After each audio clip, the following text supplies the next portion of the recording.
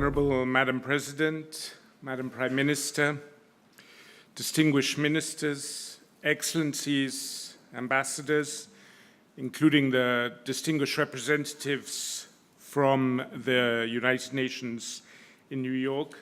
It's a great pleasure for me to be with you here today and to be able to speak on behalf of the United Nations. No country knows better than Estonia both the promise and the risks that our new digital age holds. Estonia has been exemplary in developing public policy and national law both to protect its citizens and to make the best use of digital technology to spur growth and sustainable development while upholding human rights. This is evident in many indicators. Estonia has made large strides forward in access to health, to education, in the ease of doing business. It has increased access of women to the labor market and has some of the lowest corruption statistics in the world and the highest good governance scores. Digital technology brings blessings where public policy and progressive laws make the most of it. Digital technology has developed and spread globally at a pace unequaled by any other human invention. In very few countries have policymakers and legislators been able to keep up. In Estonia, they have. Europe at a regional level is also ahead of all other regions in policy settings. However, by definition, digital technology does not recognize national or regional borders. What Estonia and Europe have done is tremendously important, but it's not sufficient. National efforts and regional governance need to be complemented and reinforced by global digital cooperation if all citizens here and elsewhere are to be kept safe, and if, above all, development opportunities are to be realized at a global scale. Currently, global cooperation is far from sufficient to address the emerging threats and to take advantage of the opportunities. To gather recommendations on how we can do better, 9 months ago, the UN Secretary General nominated a high-level panel co-led by Jack Ma and Melinda Gates to identify where and how digital cooperation is better needed. The panel is made up of a very broad range of high-level entrepreneurs, members of government, civil society activists, and technical specialists from across the globe.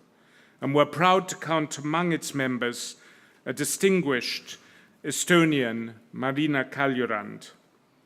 The report of the panel will be made public on 10 June, but I would like to share with you 3 key areas for the panel's work that touch on e-governance and the choices that we will need to make. The first choice, and the President alluded to this, is in the area of cybersecurity. As ever more people and objects are connected to the World Wide Web, we're seeing a massive increase in attacks on public and private systems for purposes of theft, propaganda, and social and political disruption. In 2016, hackers stole $81 million from the Bangladesh Central Bank. In 2017, NotPetya caused widespread havoc. Shipping firm Maersk alone lost an estimated $250 million. In 2018, estimates indicate that cybercriminals earned over $1 trillion US, comparable to the national income of some of the world's wealthier countries.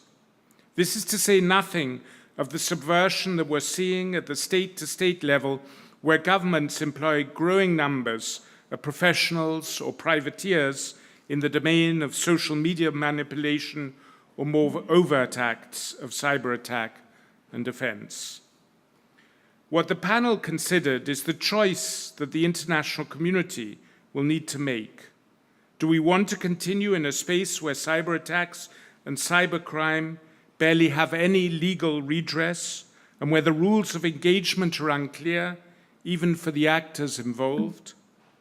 There are a number of initiatives in this area to formulate principles of safe and responsible behavior in cyberspace. These include the Paris Call for Trust and Security, the work undertaken by the Global Commission on Stability in Cyberspace, and two parallel cybersecurity-related negotiation tracks under UN auspices. These parallel and sometimes overlapping initiatives are encouraging and can help shape action, but they may not be enough.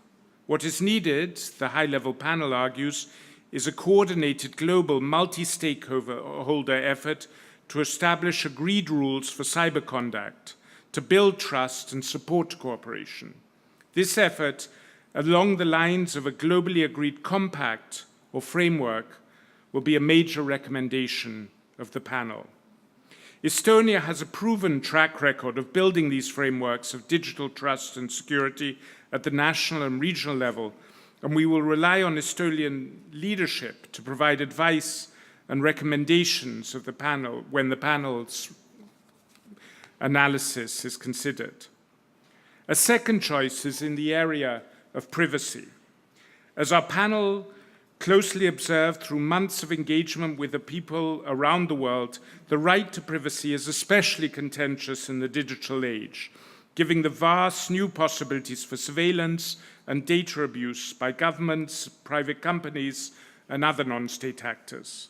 Around the world, societies are debating how individuals' right to privacy should be balanced against not only the economic interests of companies in assessing data for the purposes of selling targeted advertising, but also the interests of government agencies in accessing data to better fight crime. Different jurisdictions are taking very different approaches to privacy.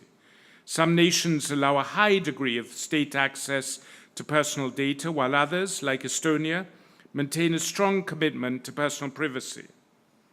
Under international law, states have the duty to protect human rights. National laws and regulations must uphold existing international human rights law. On privacy, for example, digital surveillance for national security or other legitimate purposes must comply with international human rights obligations. The reality, however, is that regions, nations, and cities and companies are setting their own independent data and privacy standards, and in doing so are creating a complex and overlapping but incompatible regulatory environment that are detrimental to businesses, governments, and individual rights holders. This state of affairs in data and privacy policy is worrying, and while there's recognition that any global framework on issues of privacy, transparency, data ownership, surveillance, and consent must be flexible enough to manage differences of culture and context, the need for international cooperation is evident. Digital data, by its very nature, is international.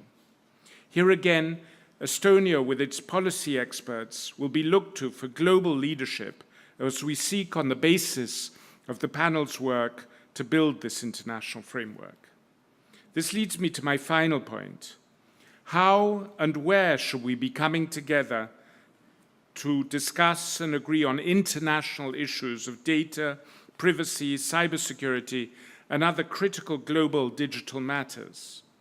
What our panel has found is that there are over 1,000 separate digital cooperation fora around the world, and that many governments, companies, and institutions are just not sure where to send their people or where to focus their efforts. What the high-level panel has done is to propose 3 options for international digital cooperation with varying degrees of structure and varying proximity to the United Nations. All of the models are multi-stakeholder, as it's recognized by everyone that on these issues, governments play a central role, but not an exclusive one. Industry and civil society have to be at the table if these efforts are to succeed.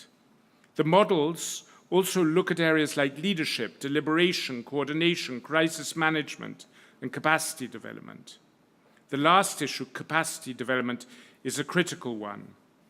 What we are seeing from the United Nations perspective and from those in government that I talk to is that the exponential pace of technology development has generally outstripped our capacity to set policy, regulation, or governance, what some experts are referring to as the pacing problem.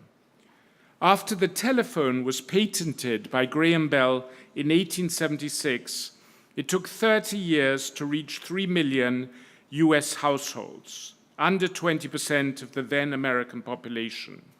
When the internet was invented, in a period of under 30 years, it reached over 4 million people across the globe, half of the world's population.